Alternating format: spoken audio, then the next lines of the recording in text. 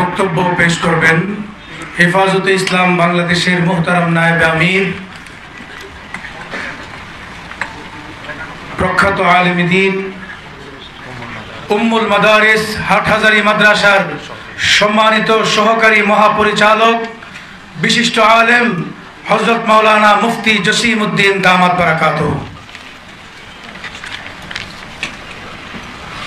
আলহামদুলিল্লাহ ওয়া কাফা ওয়া সালামুন আলা ইবাদিহিল্লাযীনা ইসতাফা আম্মা বা'দ। আজকে শিক্ষা সেমিনারের সম্মানিত সভাপতি হেফাজতে ইসলাম বাংলাদেশের আমির ও বিভিন্ন এলাকা থেকে আগত নেতৃবৃন্দ, ওলামায়ে কেরাম, সর্বস্তরের মুসলমান এবং ছাত্র ভাইরা, আসলে সময় কম, আলোচনা করার সুযোগ নাই।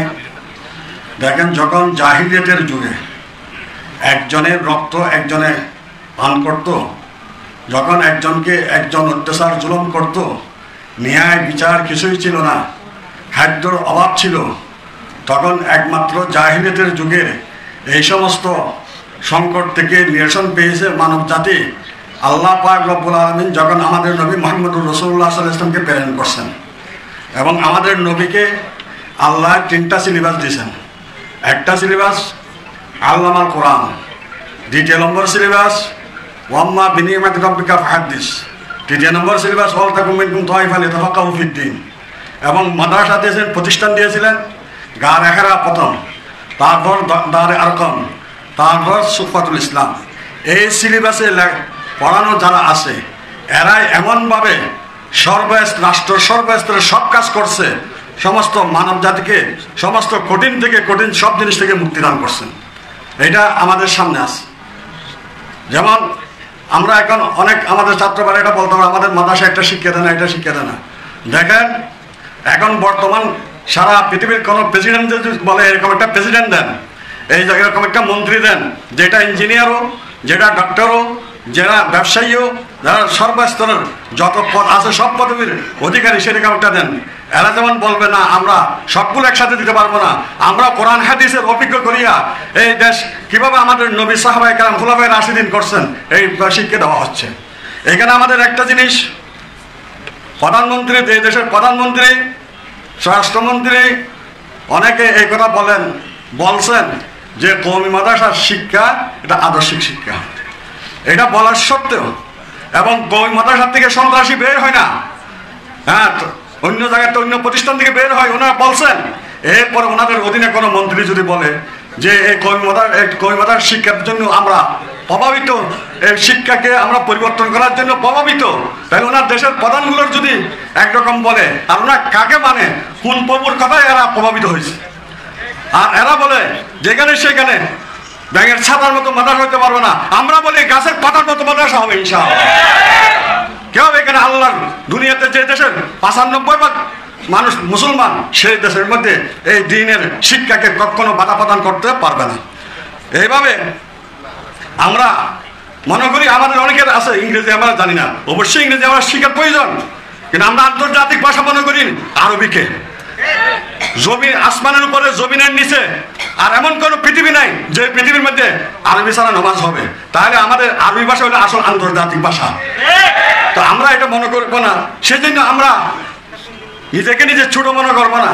এবং এই শিক্ষা যে সমস্ত পরিবর্তন করছে, এই শেষ করতে আমি বলি, যখন প্রধানমন্ত্রীর সাথে আমার উস্তাদ মুরব্বী শেখ হযরত আল্লামা আহমদ শফী রহমতুল্লাহ আলাইহি সহ শিক্ষা কারিকুলাম নিয়ে দেখা করা হয়েছিল, তখন প্রধানমন্ত্রী সাহেব এই কথা বলছিলেন যে আমরা এটা কে করলো, আমরা এটা পরিবর্তন করব।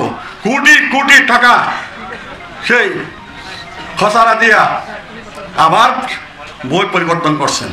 আবার আল্লামা শাহ আহমদ শফী রহমতুল্লাহ আলাইহি হাটহাজারীর মহতরম সাহেব সহ উলামায়ে কেরামের আরেক দল যখন আবার দেখা করা হয়েছে, তখন বলছিল আমরা 60 কোটি টাকা খরচ করে এখন আবার পরিবর্তন করতেছি। তো বারবার যারা এইগুলোকে ভুল বলে বা ইচ্ছাকৃত করিয়া দেশের এত কোটি কোটি টাকা নষ্ট করতেছে, তাদের বিরুদ্ধে তো সরকার আইনি ব্যবস্থা করা চায়, তাদেরকে পদ থেকে সরাই দেওয়া চায়। এই বলে আমার কথাকে এখানে আমি শেষ করছি। হেফাজতে ইসলাম বাংলাদেশের সর্বস্তরের সবাইকে যা কষ্ট করে আসছেন শুভেচ্ছা জানাইয়া, এবং যারা মুসলিম জননেতা ওনাদের আল্লাহ তাআলা এই কষ্টকে করিয়া আল্লাহ তাআলা যাতে সারা দুনিয়ার মধ্যে হেদায়েত দান করে এই প্রার্থনা করে আমার কথা এখানে শেষ করছি।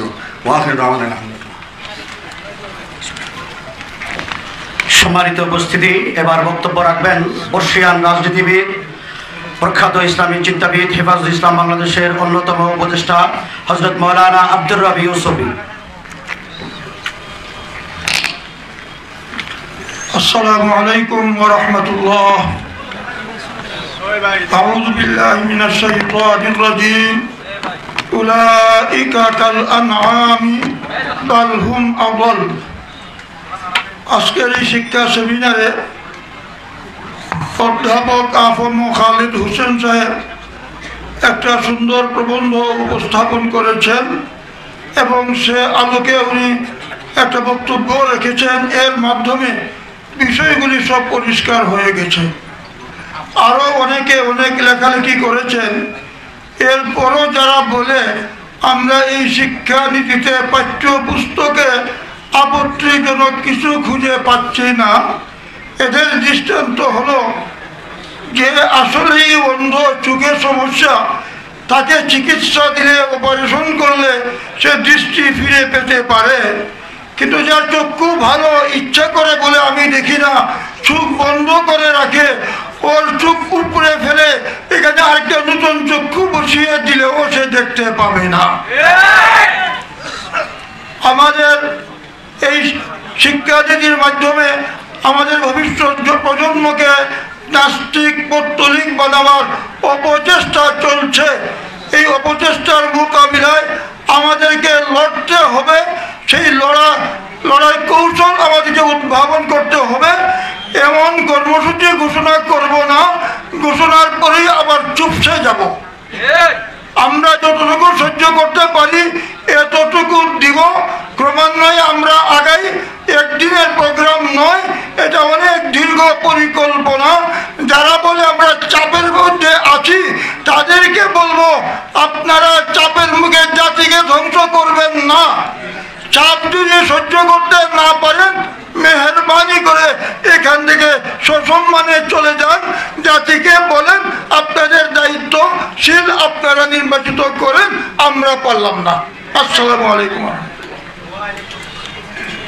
সংগ্রামী তাওহীদি জনতা, এ পর্যায়ে বক্তব্য রাখবেন হেফাজতে ইসলাম বাংলাদেশের কেন্দ্রীয় সিনিয়র যুগ্ম মহাসচিব, দেশের কওম মিল্লাতের রাহবার